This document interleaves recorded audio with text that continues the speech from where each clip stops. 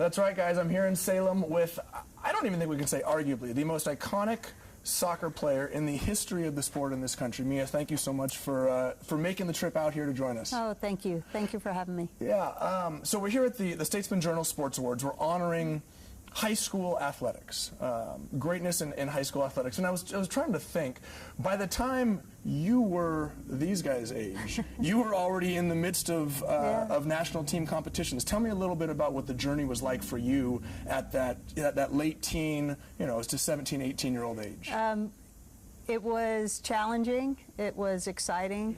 And for me, I was kind of learning on the fly. I think, growing up playing and not really understanding at what level I could compete, and then kind of everything happening rather quickly and making the women's national team. It was one thing to make the team, and it was another thing for me to stay on there. So that was a challenge every single day that I woke up, because it was one of those experiences that was life-changing, and I wanted to be a part of that team for as long as I could. Well, you joined the team at age 15. Your first, let's call it your first major international competition was that iconic World Cup in 1991, the first American victory. You mentioned staying on that team. What were your goals? I mean, what was your mindset as a 15-year-old coming in? What did you want to do with soccer? I think it was just to do the best I could, learn as much as I could, and understanding that at 15, I wasn't necessarily a starter. We had one of the most dynamic and explosive front lines of any team in the world. So for me, it was just trying to push them to get better. And whatever the team needed, I was ready to do. And that's kind of what happened leading into the 91 World Cup is our outside back went down with a knee injury, and Joy Fawcett moved from outside midfielder to defense, and I was the first one off the bench, so I played outside mid for the first kind of 2 years of international competition, just trying to learn as much as I could and really hoping not to hurt the team while I was out there.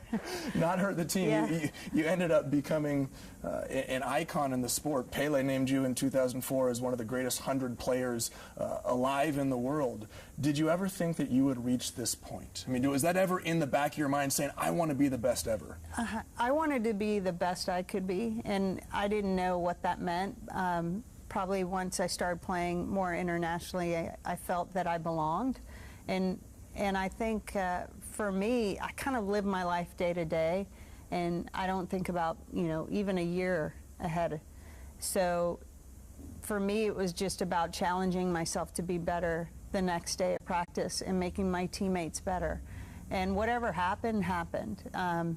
But for me, it was just a consistent growth and making sure that, the investment I made wasn't just about me, but it was about making us all better. You're a young girl, and you're growing up in Alabama. I was just born in Alabama. You were just born in Alabama. Yeah. My dad was in the Air Force, so we kind of moved around. You were moving around. Was soccer your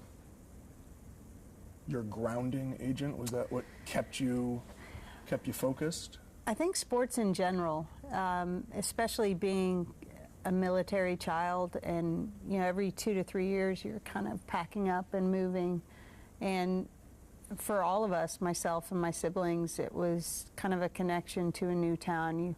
That was one of the first things my parents did, was sign us up for whatever sport was kind of in season. So in the fall, it was usually soccer. And immediately you kind of had this, common interest with people in, if you were on the base, meeting them for the first time, or, in a new town, kind of with the neighborhood. So. And for me, soccer was something that, as I played different sports, it just seemed to fit my skill set so much more in terms of speed, agility, quickness. I played basketball, but I knew I was never going to be the star at just barely over 5 feet tall when I was younger, but and not much of a jump shot. But so for me, good defense, yeah, right? yeah, no, exactly. I could steal the ball and make layups. Yeah. That was my claim to fame. But it just kind of, at one point, it was just the sport that really spoke to me, and you know, probably didn't hurt that making the national team or getting the opportunity to play at that level at such a young age really helped my decision in terms of what I wanted to play in college, and definitely what I wanted to focus on in high school.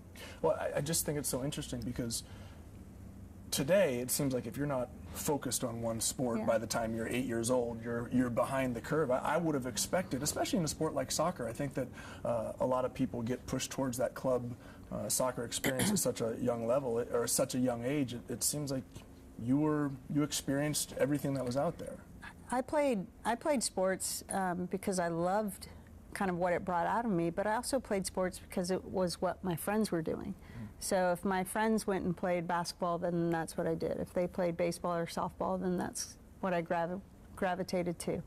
And it was more about just kind of hanging out with your friends than really these lifelong goals. And you know, I see kids now, like you talked about, specializing, and I think they miss out on an opportunity to get those experiences, but also push themselves kind of outside that comfort zone, because, you know, my responsibilities in soccer were so much different than my responsibilities in basketball and, you know, baseball or softball or whatever other sport. You know, I was much better at soccer than I was at basketball. I was much better at soccer than I was at softball or baseball. So I had to learn what my roles were in those different sports, and I think that gave me a greater appreciation for the different positions and the different roles that your teammates play, especially in team sports. Like we've said, you made the national team at age 15, but that's obviously prior to college, where you were, again, honored as one of, I'm trying to think of how to qualify it. The ACC has given 2 lifetime awards, one for male athletes to Michael Jordan and one to female athletes to yourself. It just seems like such a large thing for someone to accomplish at such a young age, for someone who wasn't, I'm going to say, focused on it. It seems like, I don't know, where does it come from? I'm trying to figure out how at such a young age, for someone who didn't really, I would have expected you to be just passionate and focused on one thing. I was incredibly passionate and incredibly competitive, but I wasn't one of those players that kind of wrote their goals, that this is, I want to reach this many goals this year, and I don't know, maybe I just wasn't that organized. But I think for me it was more about being there in the moment and just giving everything I had, and I never played you know, trying to calculate what I'm going to get out of it. I just loved what it made me feel. I loved, you know, my teammates and the environment in which it put me in, and it challenged me. I mean, it made me uncomfortable a lot. And I think for me that was enough, especially as a young girl, to deal with that, as opposed to kind of throwing so many more expectations on yourself. You know, getting those awards is incredibly humbling and special. And I'm grateful for them, but I also understand that perspective was instilled in me when I was, you know, I'm a family of 6 kids. I'm the 4th out of 6. My parents had to kind of spread time between all of us, so it's not like, oh, we're just going to Mia's game. I mean, I was lucky if my mom saw me play once, you know, a season. If I wanted a pair of cleats, I had to pay half. I mean, it's just what you did, and if you loved it, you loved it, and that's, I mean, that's kind of probably how I still am today. I try not to get caught up in kind of the glitz and glamour of it all. It's just what I love to do. That's probably as as simple as I can make it. Sorry, it's not that exciting. No, that's a great answer. I think it's something that I know that I'm surprised to hear. You mentioned being uncomfortable, and if I'm not mistaken, so you played 5 years at Carolina, redshirting once 91. for the World Cup. Yeah. And you lost how many times? Is it one game? Yeah. That's what I thought it was. Can you remember that one? Oh yeah, game? it was awful. Exactly. Isn't it so funny that the game you can win 40 games, but that one game that you lose is the one that makes you uncomfortable. It's the one that just sticks with you. Yeah, well, what do you remember for that? What do you remember about that, and what did that teach you? There were a couple things. So one of the things that Anson Dorrance, because back in the old days, our budgets weren't very big, so to kind of go outside your conference was a big deal. Mm-hmm. So he tried to, for players go to their hometowns. So we were going to the University of Connecticut for Christine Lilly, who I've known since I was 15 and to this day, one of my best friends. And so we were playing in her hometown, all her friends and family are there, and we lose. And we didn't fly to Connecticut. We didn't fly to Stores. We took a 16-hour bus ride. So that was the longest bus ride of our lives. And I think all of us, Christine was an incredible leader for us collegiately and on the women's national team. And I think all of us just felt that we let her down. So it was hard. I mean, the only redemption from that loss was we got to play Connecticut in the national championship game. So and it was 6-1, so it felt really, really good. Sorry, but it did. Hey, that's fine. The inaugural, well, I guess it wasn't a World Cup. We consider it a World Cup. Right. Yeah. It was amazing. I think for us it was perfect because outside of our bubble, no one knew what was going on. I remember being in a hotel in Guangzhou, China, and it was a very common hotel for Americans coming over to adopt Chinese babies. Right. So I remember sitting in the lobby with one of my teammates, and this American comes up and starts yelling, asking us a question like, "What country are you from?" And we just both started laughing like, "Well, we're from the United States." "Oh, well, what team are you?" And we said, "We're the women's national team." "Well, what city's that?" And so we weren't in the Olympics yet, but that's what I meant. No one really understood what our team was, what we represented. So I was like, "Well, we're the equivalent of the Olympic team." And she's like, "Oh my gosh, well, what are you here for?" And so we explained it to her, and kind of being in that obscurity and just being able to play and then winning. I mean, coming back and kind of really from the soccer community really being celebrated was special for all of us. And I think it motivated us to kind of keep going, and I think it motivated FIFA, it motivated the IOC to kind of take the next step to helping grow the women's game, because from there, we got our first official World Cup in '95, where they called it a World Cup, and then the Olympics. I mean, I remember in college, it was my senior year, and they decided to put us in the Olympics as a full medal sport, which rarely ever happens. So that was going to be my question: is what was the most influential moment? Was it '91? M&M Cup. Yeah. Was it the Olympics? It was '94 in Sydney, correct? When they put you guys when women's. 96 was Atlanta. 96. 95 yes. was Sweden. Yes. 95 World Cup was Sweden. 96 was Atlanta. 96 Atlanta. 2000 was Sydney. Yeah. Or was it 99? In the United States. I mean, there's so many iconic moments. Yeah. Which one was the one that you can point to say that this was where women's soccer took off in the United States? I would say 96 changed. We started getting opportunities and attention outside the soccer community in '96. I mean, I remember after we won the gold medal and walking around and kind of doing the car wash with all the media in downtown Atlanta, and you had people coming up to us going, "Oh my God, I've never watched women's soccer, but I was at your final," and they knew all of our names, and we were like, wow, first of all, you're not like 9 and you know our names. And you know, they were just talking about how exciting the game was, and they were so grateful that they were able to get tickets, and we just saw a dramatic change outside the soccer community. And then '99 was something that none of us really understood.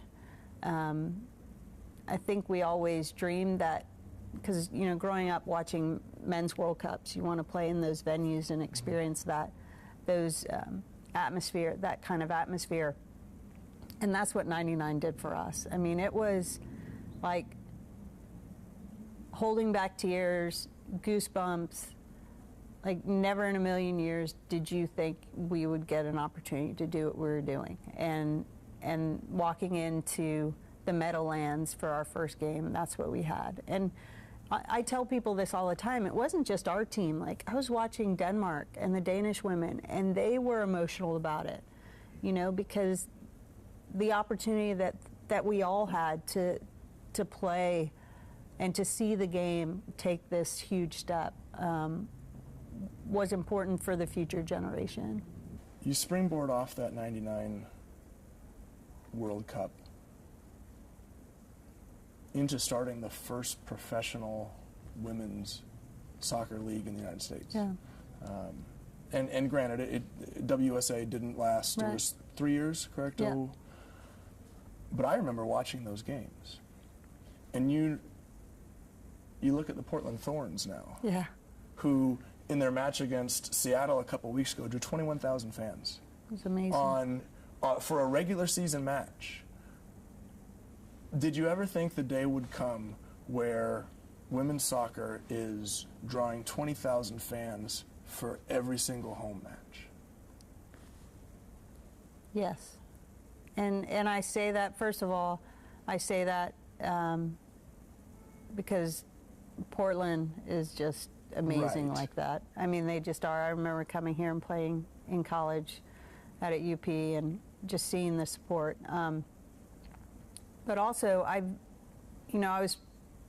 witnessed the growth from inside the ropes and seeing the excitement build, and you're getting a lot of, you know, the guys that I grew up playing with, and you know, international players grew up playing with. They're now dads, Yeah.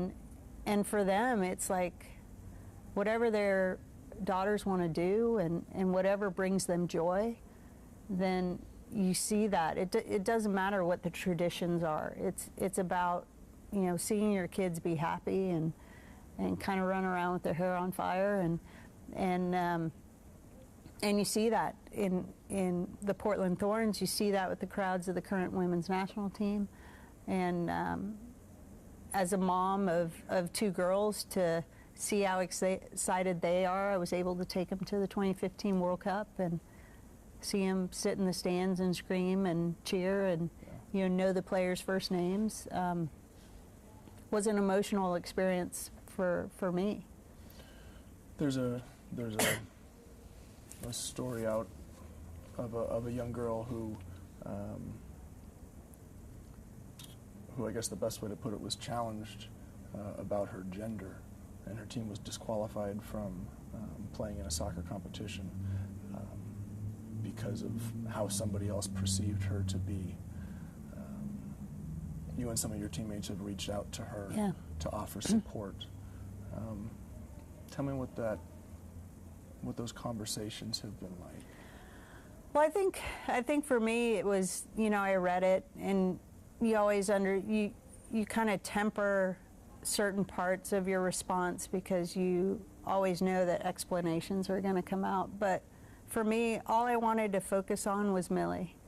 And the heartbreaking part was that you know, she was crying because she felt she let, to some degree, her team down.